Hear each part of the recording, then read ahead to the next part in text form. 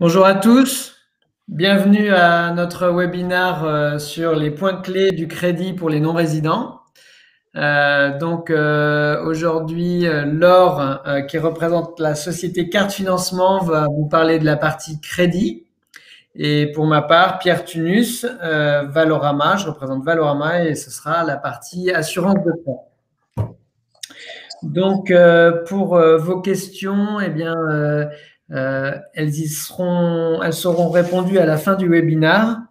Et puis, si vous avez des questions un peu plus particulières ou précises, eh bien, nous vous invitons à les poser par email ou par téléphone à la suite du webinaire, avec un conseiller qui peut être Laure ou qui peut être moi pour l'assurance.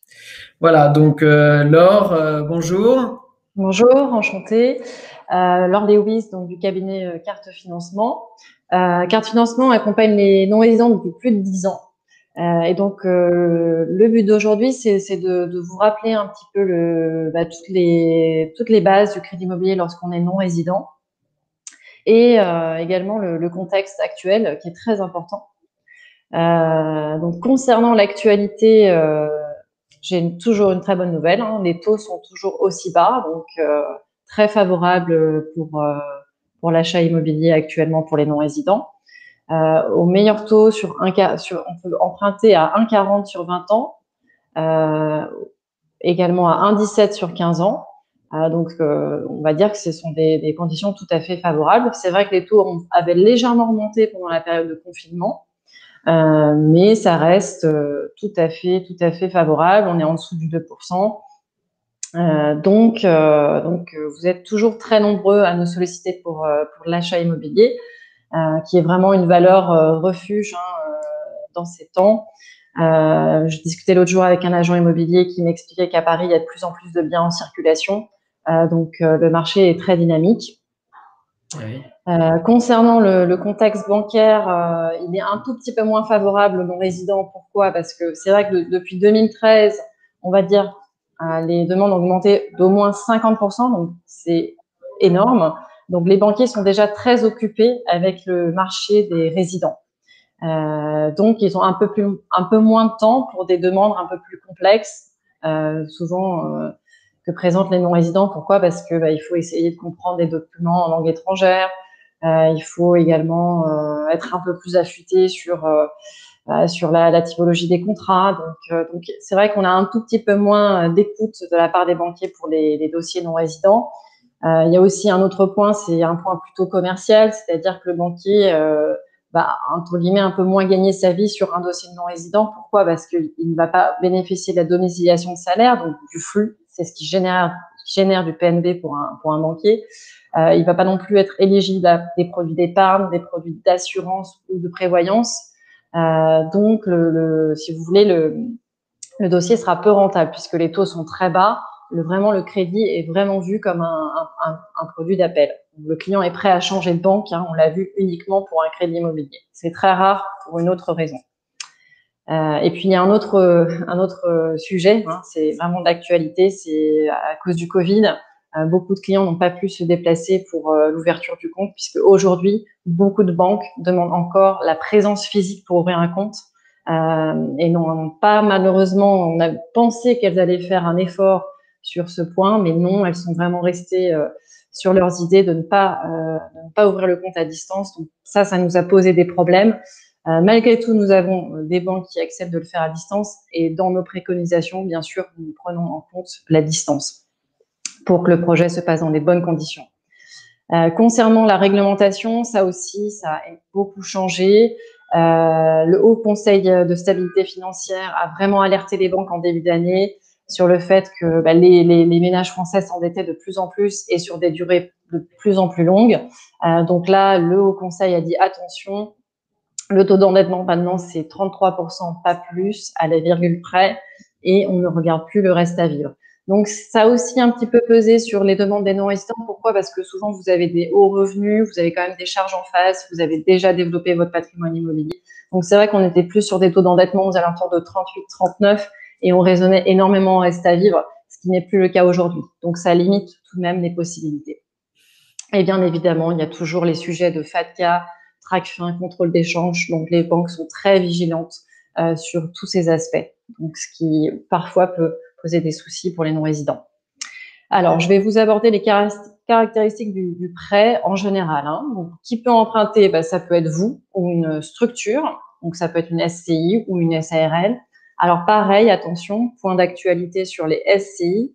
Ça peut être vraiment un frein ces temps-ci. Pourquoi? Parce que le taux d'usure pour les sociétés non commerciales est très faible actuellement. Il est de 1,77%, alors que pour le particulier, le taux d'usure est à 2,40%. Donc certaines banques vont préférer ne pas prêter à une SCI actuellement parce qu'elles ne vont pas vraiment pouvoir marger le taux.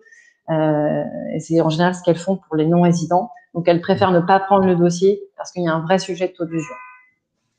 Concernant les durées, on peut aller jusqu'à 20 ans. C'est vraiment la durée maximum en fonction de l'âge des clients, bien évidemment. Le 25 ans, c'est vraiment réservé plutôt à de la résidence principale quand le client rentre ou est sur le point de rentrer. Mais en règle générale, on est plutôt sur des durées de 20 ans. Alors, ça va être toujours quasiment de l'amortissable. Donc, on paye des intérêts plus le capital tous les mois.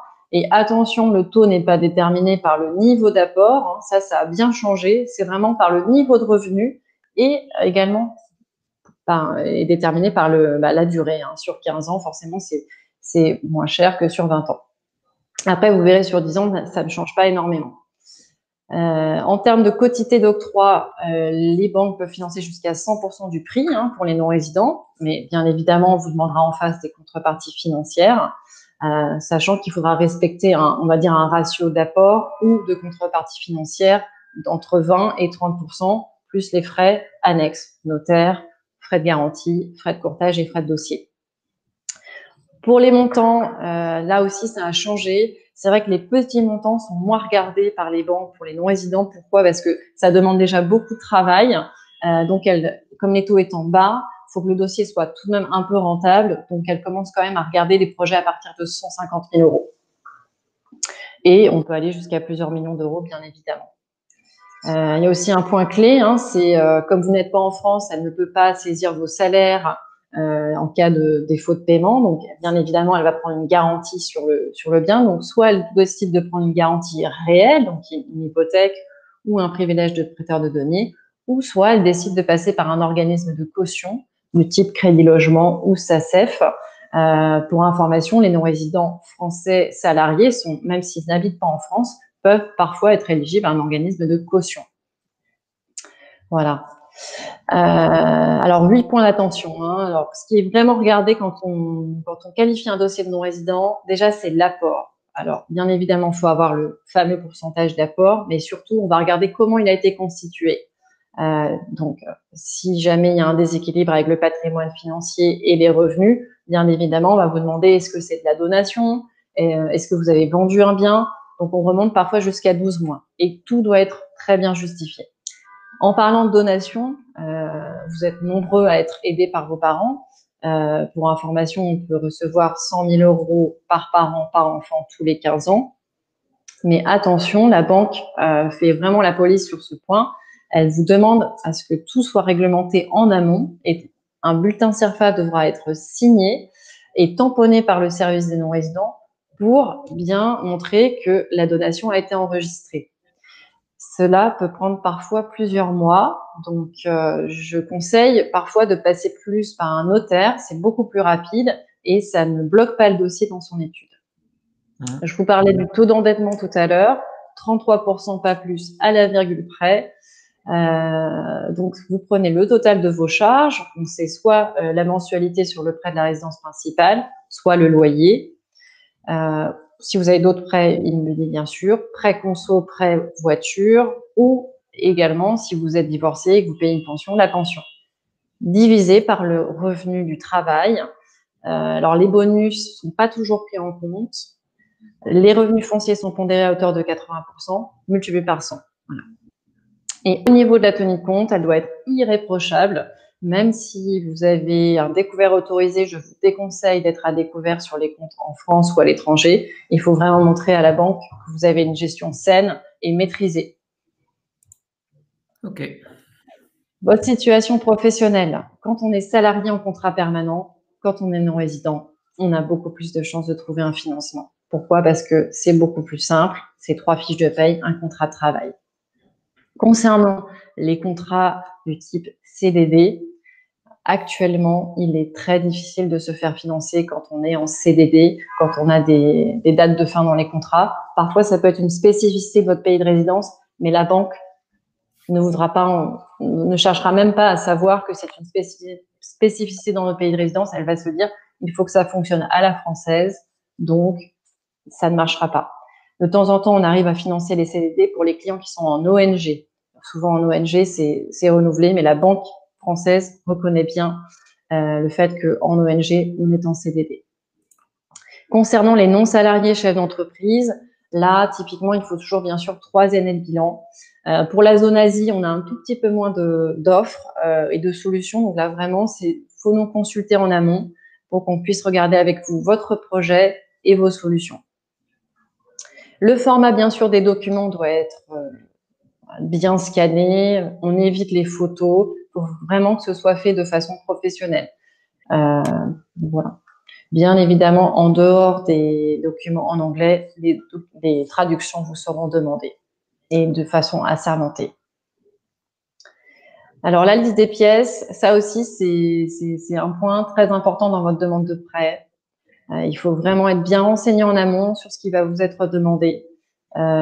Parfois, il y a des clients qui ne se rendent pas compte, mais il faut faire ces déclarations de revenus fonciers si vous avez des revenus fonciers en France.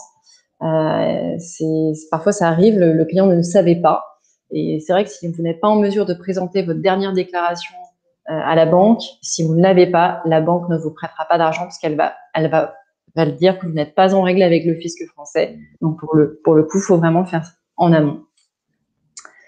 Alors, la structure de l'emprunteur, je vous parlais de la SCI et du taux d'usure. Donc, quand c'est possible, pareil, il faut nous consulter sur ces projets. En général, il faut quand même que le projet soit d'au moins 500 000 euros. Et il faut qu'on regarde énormément aussi le taux d'usure pour voir si ça passe en fonction de l'option choisie et du projet. Donc, c'est uniquement, on espère sincèrement que le taux d'usure va remonter. Donc, c'est pas figé dans le temps, hein. Alors, bien évidemment, il y a aussi toutes les étapes d'acquisition. Donc, en règle générale, ça dure 3 mois. Le top départ pour ce projet, c'est la signature de votre compromis de vente. Alors, on demande toujours à ce que vous mettiez une clause suspensive d'obtention de prêt dans le compromis.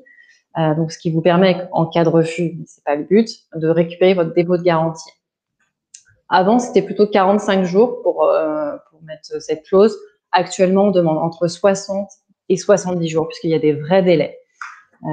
Donc, même si le compromis, c'est le top départ, on vous conseille vivement de prendre bien sûr toutes vos dispositions en amont, c'est-à-dire avoir validé votre capacité d'emprunt, valider le projet auprès du courtier, monter votre dossier avec tous vos documents avant de signer le compromis de vente. Alors, je me suis permise de vous mettre 2 exemples qu'on finance actuellement. Voilà, un salarié français basé à Singapour qui achète soit de l'investissement locatif ou une résidence secondaire sans travaux. Prix du bien 300 000. La solution que nous avons trouvée, c'est un accompagnement à hauteur de 90% du prix d'acquisition sur 20 ans en amortissable. La banque lui demande de mettre 10% de son épargne, 10% du montant, financé en épargne, mais c'est pas nanti. Lui demande également de financer les frais annexes, dont les frais de notaire. Et actuellement, ce client peut prétendre un taux entre 1,30 et 1,70 en fonction de ses revenus et également du dossier en général. Pour cette solution, la solution d'ouverture du compte à distance a été possible. Deuxième exemple, donc là, c'est un client qui achète un bien à Menton avec des travaux, 500 000 euros plus 100 000 euros de travaux. Nous lui avons trouvé la solution suivante, parce que c'est pas toujours évident de financer les travaux auprès des banques françaises. Donc, nous l'avons financé à hauteur de 90% du prix d'acquisition plus travaux. Le client a dû mettre 20% en face en épargne investie et ça a été nanti le temps de la durée du prêt. Et il a pu prétendre un taux entre 1,30 et 1,50 sur 20 ans. comme Donc je vous ça, c'est disais. Donc, à la place de voilà. l'apport? Pardon? C'est à la place de l'apport qu'il a nanti un contrat d'assurance? Tout à fait, c'est parce qu'il y a aussi des travaux. Donc, quand il y a des travaux, il y a un tout petit peu plus de risques. Donc, la banque a aussi demandé à ce que l'épargne soit vraiment nantie le temps de la durée du prêt. Voilà. D'accord. On a aussi des solutions de travaux sans nantissement, mais dans ces cas-là, il faudra donc, comme l'a dit Pierre, mettre les 30% dans l'apport. D'accord. Alors, juste pour rappel, le rôle d'un courtier spécialisé, c'est quoi? C'est de vous faire bénéficier déjà de notre expérience. Nous opérons depuis plus de 10 ans. C'est de bénéficier aussi d'une analyse poussée de votre dossier par la mise en place d'outils qualificatifs qui sont vraiment dédiés à la clientèle internationale. Pour information, on a aussi dans notre équipe une salariée qui est donc de nationalité chinoise et qui comprend tout à fait les problématiques de l'Asie et qui peut bien évidemment qui peut communiquer en langue chinoise si jamais monsieur ou madame est chinoise, ça arrive. C'est aussi vous mettre à disposition toutes les solutions possibles depuis votre pays de résidence. C'est vous permettre de vous lancer sereinement sur un projet immobilier et d'aller au bout avec des solutions bien identifiées en amont.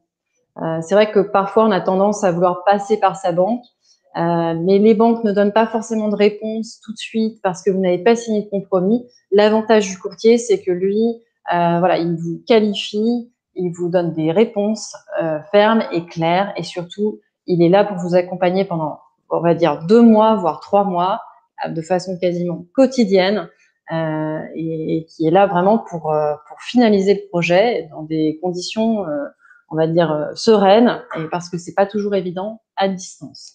Oui, Laure, parce que parfois on a des clients qui demandent à leur banque ne sait pas trop, n'ayant pas trop l'habitude d'un client non résident, et les laisse perdre 3 semaines, un mois en leur disant ah ben non, finalement vous êtes à Hong Kong, on ne sait pas faire. Et là, alors que le courtier aurait pu vous le dire dès le départ, oui, votre banque va pouvoir, donc ou alors non, elle va peut-être pas pouvoir, il vaut mieux commencer à demander ailleurs.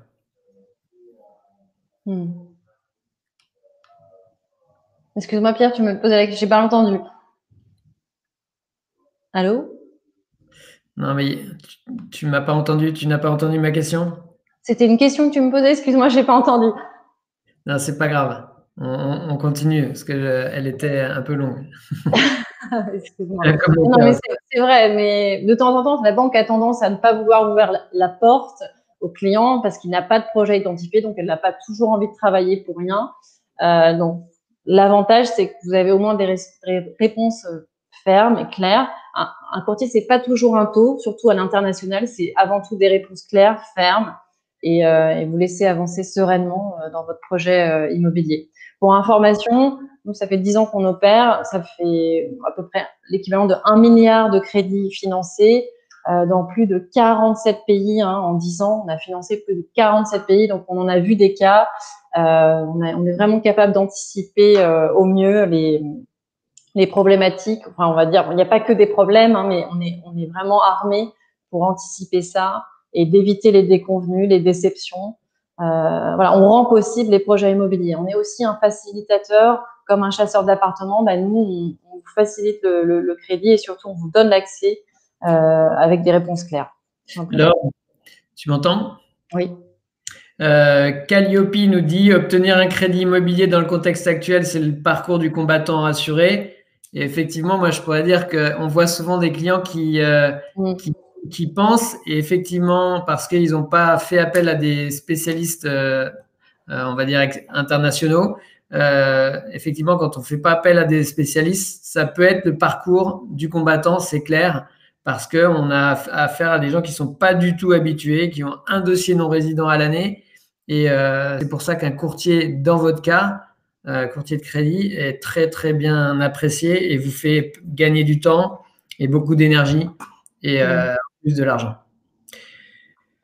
C'est ça, exactement. Merci Pierre. Et voici une présentation de notre équipe. Donc, on a des bureaux à Paris, à Nice, à Lyon, Bordeaux et à Aix-en-Provence. Voilà, donc on a vraiment une équipe qui est bien en place. Donc, il y a une personne qui filtre dans un premier temps, savoir si le dossier il est faisable. S'il est faisable et que le client n'a pas de projet identifié, on lui demande de trouver un bien pour revenir vers nous. Ensuite, c'est un analyste. On a un analyste dédié qui monte complètement vos dossiers, qui regarde tous vos documents, qui prépare bien le dossier pour être envoyé à la banque de façon complète. Et puis ensuite, on a un back-office qui vous suit pendant 3 mois non-stop et surtout qui vous accompagne sur d'autres sujets, puisque sans crédit immobilier, sans assurance, il n'y a pas de crédit immobilier. Donc l'assurance est vraiment un point clé à ne pas négliger dans les étapes d'obtention d'un crédit immobilier en tant que non-résident. Et je vais laisser la parole à Pierre Turnus du cabinet Valorama. Merci Laure. Je pense que vous avez pris les emails. Laure Lewis, llewis@cardfinancement.com. Il est en dessous du profil de Laure. Et puis, on vous enverra les coordonnées après le webinaire sans problème. Sinon, vous pouvez poser bien sûr des questions. Donc, en ce qui concerne l'assurance, effectivement, Laure, tu as raison de le dire. En ce moment, avec les taux d'usure et avec la baisse des taux de crédit, leur part devient de plus en plus importante dans le coût du crédit global. Et c'est pour cela qu'il est important de voir bien l'assurance que l'on va prendre et le tarif pour se décider et pour monter son crédit. Donc, tout d'abord, vous rappelez que l'assurance, c'est une garantie qui est en France quasiment obligatoire, c'est-à-dire que légalement, c'est pas obligatoire par la loi, mais les banques vont à 99,9% le demander. C'est une sécurité pour elles, mais aussi pour vous, donc en cas de décès ou en cas d'arrêt de travail, pour protéger celui qui reste et qu'il n'ait pas à payer tout seul ou payer avec son travail le prêt. Donc, elle a un coût non négligeable dans le prêt, ça on vient de le voir. Et on va prendre un exemple précis plus tard. Valorama, c'est une entreprise donc spécialisée sur les non-résidents qui a été créée en 2012 à Paris. Nous sommes d'anciens banquiers et notre unique leitmotiv, c'est d'aller très vite et de proposer des assurances qui sont adaptées à ces carrières internationales avec des contrats compétitifs, même si elles donnent toutes les garanties dont a besoin la banque, mais surtout notre client expatrié ou non résident. Faut savoir que c'est très particulier le cas d'être à l'étranger, puisque souvent vous déménagez, vous voyagez dans votre région, surtout en Asie. Souvent les gens vont à Singapour, à Hong Kong, à Taïwan, et le disent pas obligatoirement à son assurance. C'est tout l'intérêt d'avoir une assurance qui est prévue à cet effet. Donc, c'est un passage imposé par les banques. Elles vont vous demander de prendre votre assurance avant de vous émettre une offre de prêt. En général, on répartit l'assurance au prorata des revenus dans le couple. Donc, si monsieur gagne autant que madame, ce sera 50-50 par exemple, ou 70-30 s'il y a un qui gagne un peu plus que l'autre. Ça protège donc la famille et les héritiers. Le marché. Alors, ensuite, le contexte de l'assurance de prêt, il est très favorable aux emprunteurs puisque depuis plus d'une dizaine d'années, les lois se succèdent pour confirmer que la banque n'a pas à obliger son client à prendre l'assurance avec lui. Donc, pendant longtemps, elles proposaient leur assurance et il n'y avait pas trop de choix en termes de négociation pour pouvoir prendre autre chose que la leur. Aujourd'hui, la loi est bien claire. Elle doit vous laisser libre champ pour prendre l'assurance de votre choix.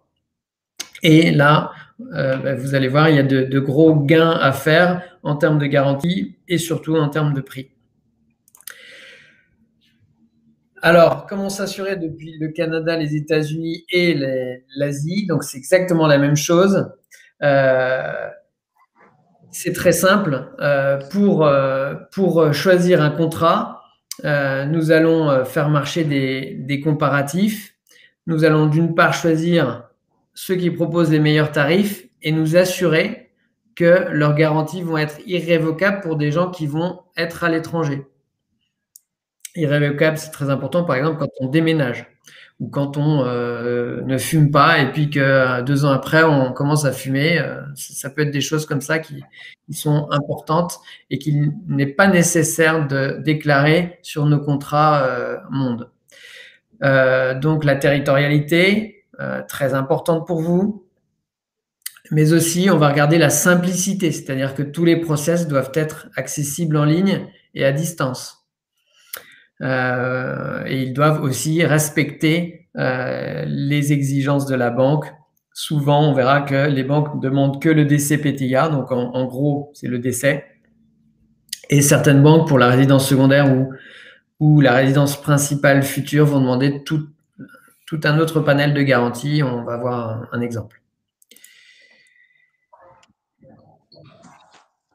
Donc, en tant que courtier spécialisé, nous, on a des process qui sont totalement dématérialisés. Donc, tout se fait par email et par accès en ligne ou adhésion en ligne. Nous ne voyons jamais nos clients, on fait que des comptes rendus ou des appels téléphoniques ou par Skype ou par téléphone. Les examens médicaux peuvent être aussi faits à l'étranger, donc dans votre ville, en langue anglaise ou français. Voilà. Donc en général, c'est l'anglais qui est retenu pour la majorité des pays avec lesquels on travaille.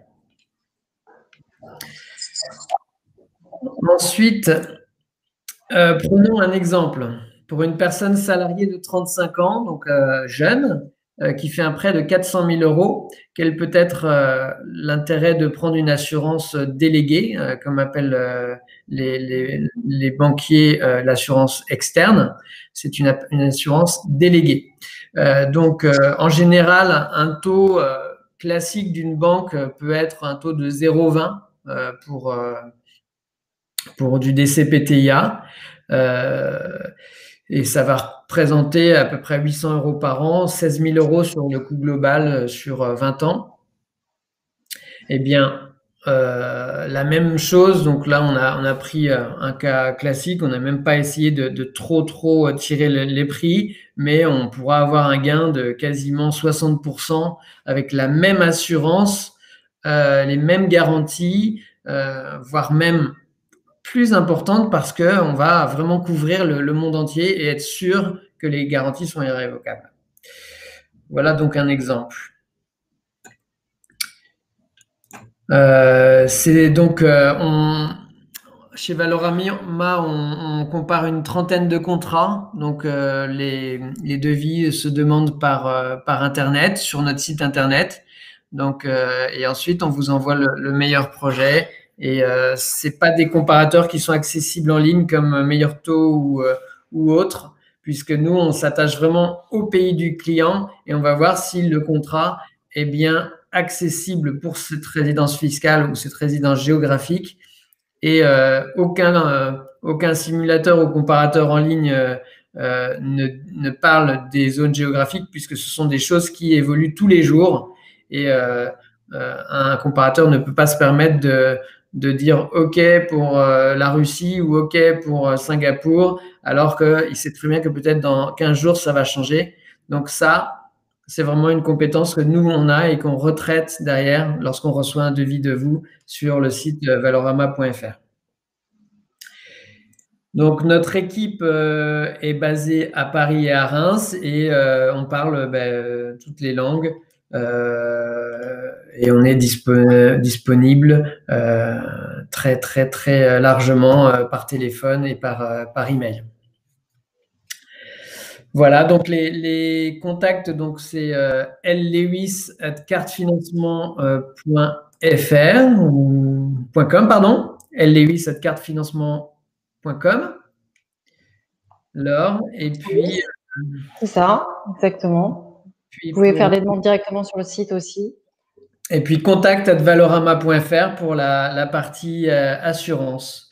Je pense qu'on va répondre aux questions, Laure. Ouais, moi je vois déjà une première question. Donc, c'est obtenir un crédit immobilier dans le contexte actuel. C'est le parcours du combattant assuré? Non. Alors, non, ce n'est pas le parcours du combattant. C'est juste, il faut être bien informé en amont, bien préparer son dossier. avoir les réponses en amont pour pouvoir avancer sereinement. D'une manière générale, pour que ça se passe bien, il faut que le projet soit simple. Il faut rester sur de la simplicité. Et à partir de ce moment-là, il n'y a pas de parcours du combattant. C'est toujours un peu plus long parce que c'est la particularité de la France et de la banque en France. On n'a pas un crédit en 2 semaines, mais en tout cas, c'est pas le parcours du combattant quand on a bien pris ses renseignements en amont et on part sur un projet, disons, simple. Est-ce possible en tant que non-résident de financer un achat immobilier à l'étranger avec un emprunt en France? Ou est-ce que c'est seulement des projets en France? Alors, d'une manière générale, c'est vrai que ça s'appelle un prêt hypothécaire ou une garantie déplacée, tout simplement. C'est-à-dire qu'on prend une garantie sur un bien en France que vous avez, donc libre de dette à votre nom, et non en indivision et non dans une SCI. Dans ces cas-là, on peut regarder. On peut refinancer l'actif à hauteur de 70%. Donc, bien évidemment, le pays d'acquisition sera regardé. Il faut que ce soit un pays, on va dire, où il n'y a pas de sensibilité. Il faudra aussi mettre vous-même 20% d'apport dans votre projet, dans votre pays de résidence. Mais sur le principe, on peut regarder, mais pour ça, il faut être salarié. Voilà, ce sera plus compliqué pour un chef d'entreprise, mais on peut regarder. Il faut que le projet soit d'au moins 150 000 euros, ce qui veut dire que le bien en France doit au moins être d'une valeur de 215 000 euros environ. Voilà, mais ponctuellement, on peut regarder. C'est pas ce qu'on fait le plus souvent, mais on peut regarder. Laure, est-ce qu'il vaut mieux chercher son prêt d'abord ou le bien? Il faut d'abord faire une validation en amont. Ça, c'est la première chose. Et une fois que la validation a été faite, il faut chercher son bien. Et surtout, ne pas oublier de mettre dans la boucle son courtier quand on a obtenu une offre acceptée sur un bien. Il faut vraiment remettre à jour déjà vos informations. Et puis, on va remettre à jour les propositions parce que ça évolue tout le temps. L'apport, il reste toujours de base le 30%, mais parfois les taux peuvent évoluer, parfois on peut avoir une option en plus. Donc il faut bien sûr toujours communiquer avec la personne qui a pris le temps d'analyser votre dossier en amont. Et surtout, on va vouloir monter votre dossier et voir vos documents avant que vous signiez le compromis. Ça ne vous empêche pas de faire des offres, ça ne vous empêche pas d'avoir une offre acceptée. Il faut juste que dans cet intervalle, les documents soient bien arrivés pour qu'on puisse bien les regarder, les analyser et vous donner un deuxième feu vert. Ok. J'ai une question concernant les examens médicaux. Quand est-ce qu'il est nécessaire de faire des examens médicaux? Donc, sachez que chez nous, on va jusqu'à 1 200 000. Donc là, c'est marqué bientôt 1 200 000. Mais jusqu'à 1 250 000, on n'a pas d'examen nécessaire. Donc, ça peut se faire très rapidement pour des gros montants. Généralement, dans les banques, à 350 000, 400 000, il faut faire des examens médicaux, ce qui allonge bien sûr les délais.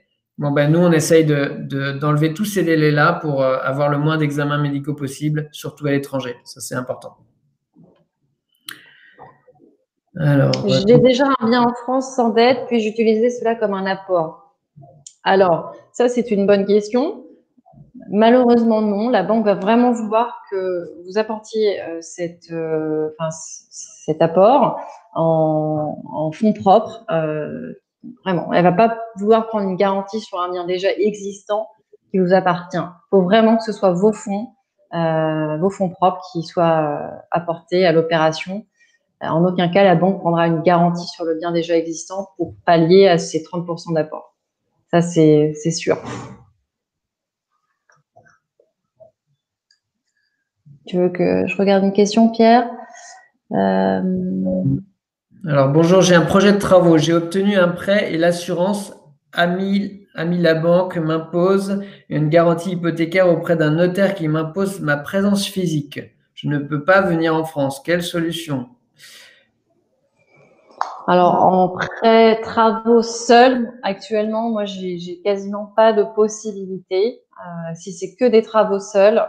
Alors, pour répondre à votre souci de présence physique, en effet, les banques là-dessus, vous ne pouvez pas vous faire représenter par un proche ni par une procuration notariale pour ouvrir un compte. Donc là, c'est vraiment, là, vous soulignez un vrai problème. qu'il faut absolument anticiper en amont. Malheureusement, vous pouvez m'interroger sur votre projet, monsieur ou madame, et n'hésitez pas. Je vais regarder si je peux prendre le projet de travaux, mais projet de travaux seul, c'est très compliqué à financer. Ok, j'ai une question assurance. Est-ce que on a des aussi bons taux que meilleurtaux.com par exemple? Ça pourrait être pour toi aussi. Oui.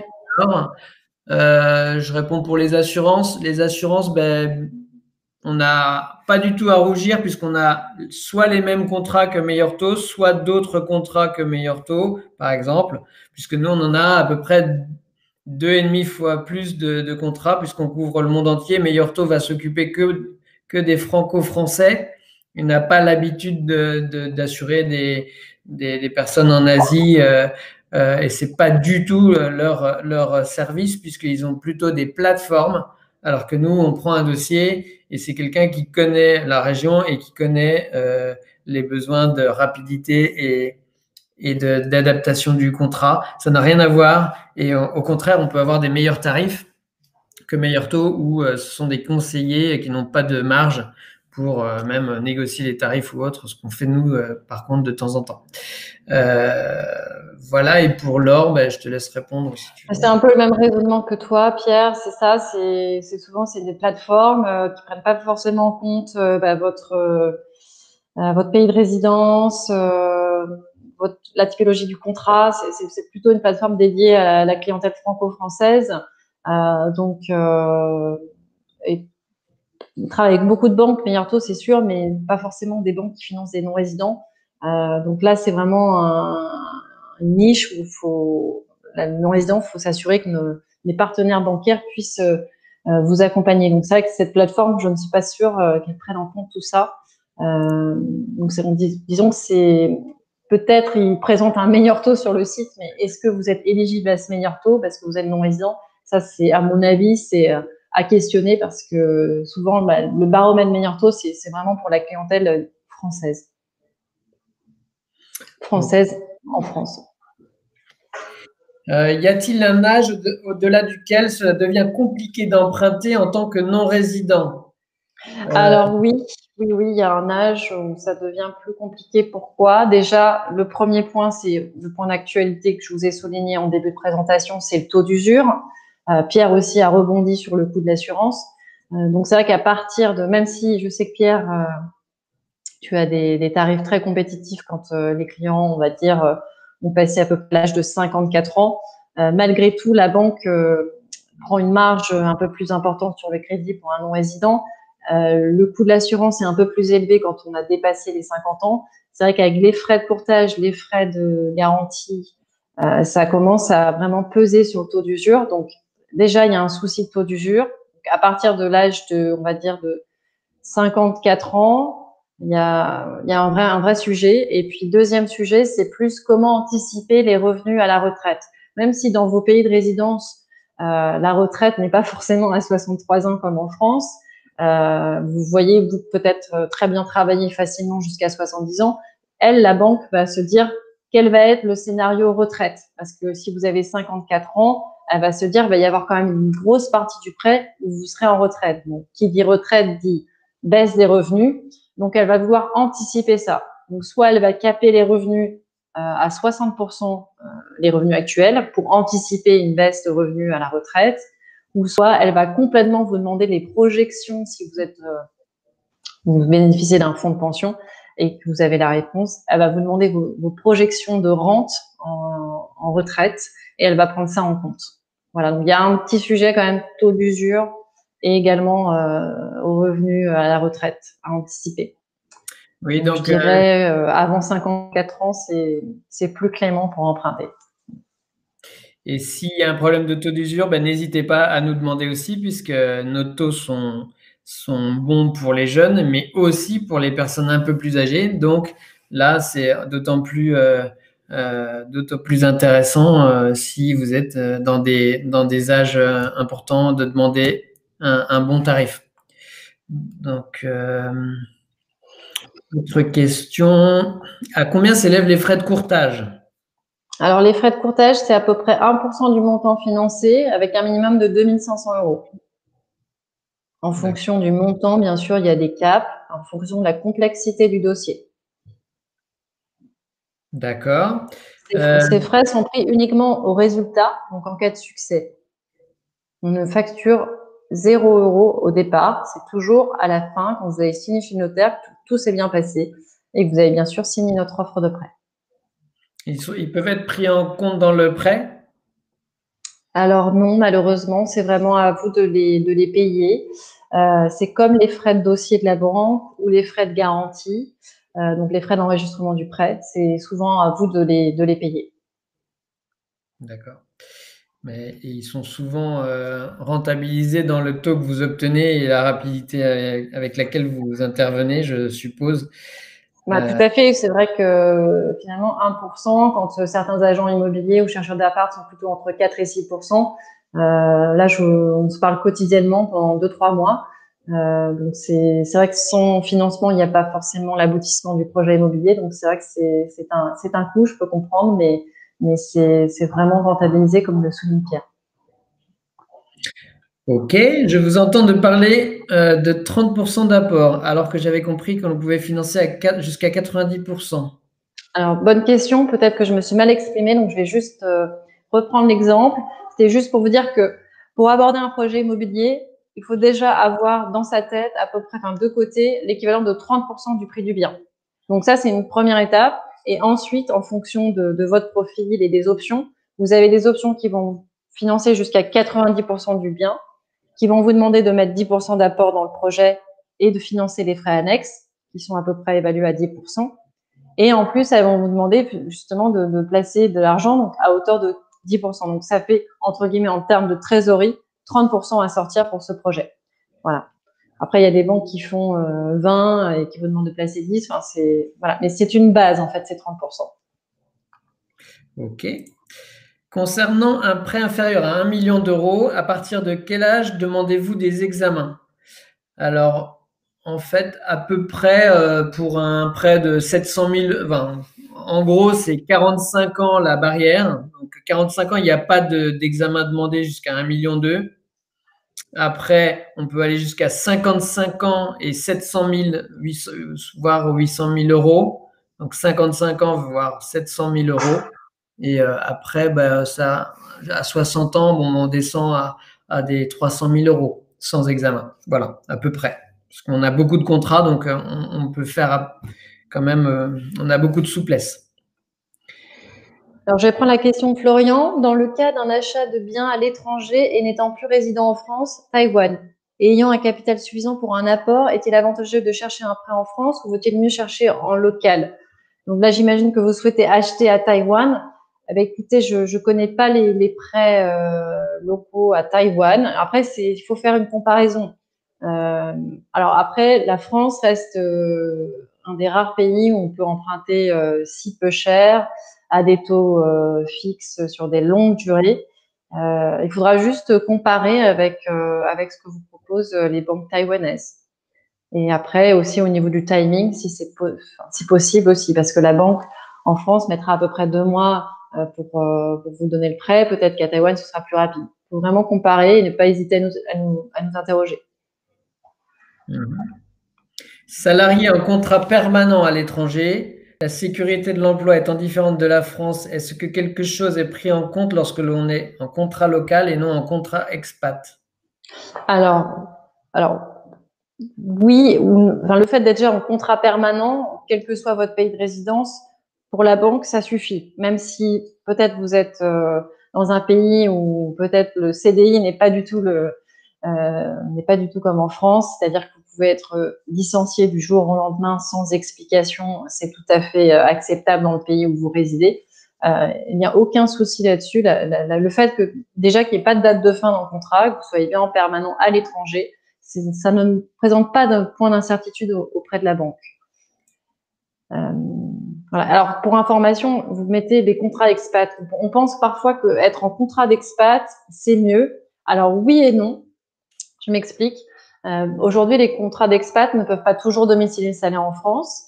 mais ils ont quand même un contrat d'expat avec un salaire de référence en cas de retour, parce que souvent les missions d'expatriation ont une durée dans le temps. Donc c'est pour ça qu'on demande le contrat de CDI rattaché à ce contrat de mission.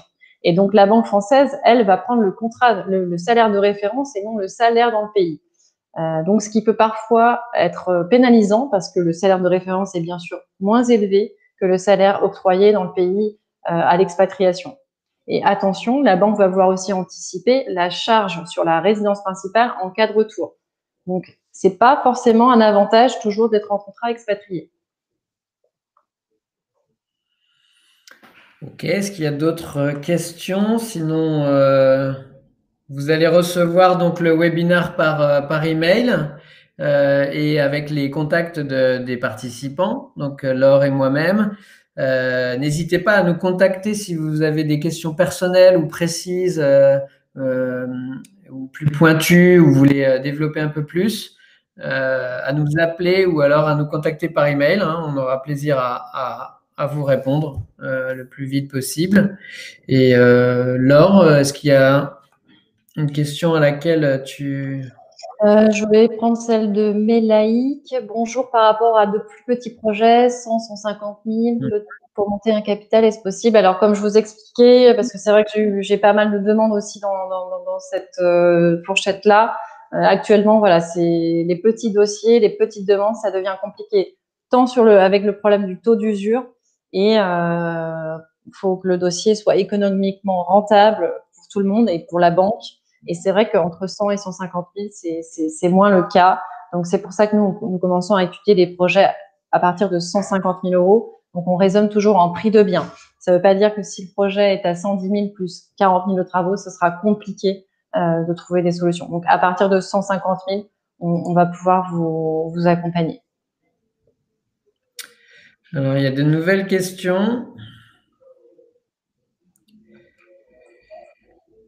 Que couvre l'assurance du prêt? Par exemple, si on tombe malade pendant plus de 3 mois, par exemple, est-ce que l'assurance couvre le crédit à notre place? Alors là, vous parlez de la couverture de l'arrêt de travail de plus de 3 mois, par exemple. Donc ça, c'est une garantie qui peut être souscrite par notre intermédiaire, qui est en plus du décès.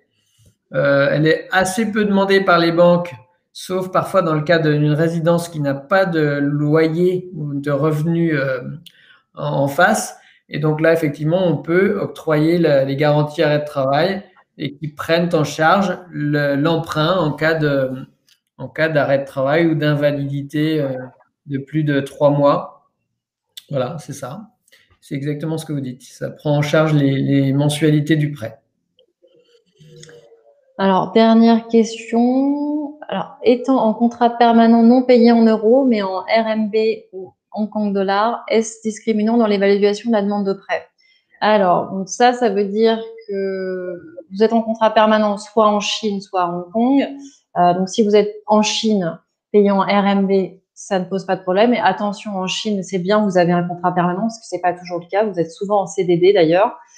Donc, si vous êtes payé en RMB, pas de problème. Il faudra juste, il y a tout de même le contrôle d'échange en Chine. Donc, s'assurer que l'apport est déjà bien sorti ou disons que vous êtes dans les limites de sortie de fonds que demande la Chine. Si vous êtes en compte dollar, bon, là, il n'y a pas de contrôle d'échange, il n'y a pas vraiment de sujet. Donc, aucun souci si vous êtes payé en devise locale. Bon, quelqu'un nous rejoint tardivement et demande est-ce possible en tant que non-résident de financer un achat immobilier à l'étranger avec un emprunt en France ou est-ce seulement pour des projets en France? Alors, comme je le disais, le but du webinaire, c'est surtout pour les projets en France. Ponctuellement, on peut regarder les projets d'acquisition à l'étranger, mais pour que vous soyez éligible, il faut vraiment avoir un bien en France libre de dettes, vous appartenant et non dans une SCI, non en indivision. Ça peut pas appartenir à des proches ou des parents. Donc voilà, faut que le bien soit d'au moins, je disais, à partir de 215 000 euros pour qu'on puisse regarder le financement à l'étranger. Mais n'hésitez pas à nous envoyer votre demande sur le site internet de Carte Financement.